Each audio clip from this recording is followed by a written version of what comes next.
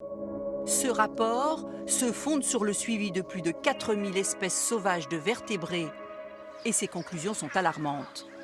Entre 1970 et 2016, les populations d'animaux vertébrés ont fondu de 68% dans le monde. Des mammifères, des oiseaux, des amphibiens, des reptiles, des poissons. En France, les espèces en déclin sont principalement l'anguille, les moineaux, le coucou.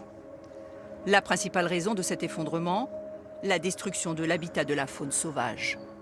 En France, les causes, ce sont à peu près les mêmes qu'au niveau international. Ça va être la destruction des milieux. En premier lieu, la destruction des zones humides. C'est-à-dire qu'on les draine, qu'on en fait des pâturages, qu'on en fait des champs pour cultiver du maïs, pour cultiver des céréales, pour mettre des animaux pour pâturer.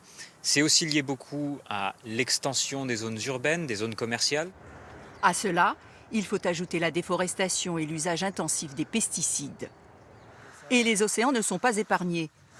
Dans les zones tropicales des Amériques et des Caraïbes, la disparition des populations est encore plus flagrante, moins 94%, avec des conséquences graves pour les sociétés humaines.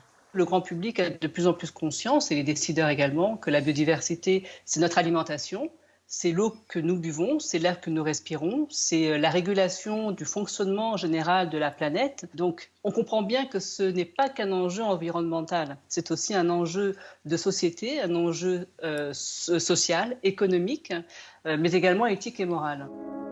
Pour inverser la tendance, l'organisation écologiste préconise de transformer notre modèle agricole et de renforcer les espaces naturels protégés.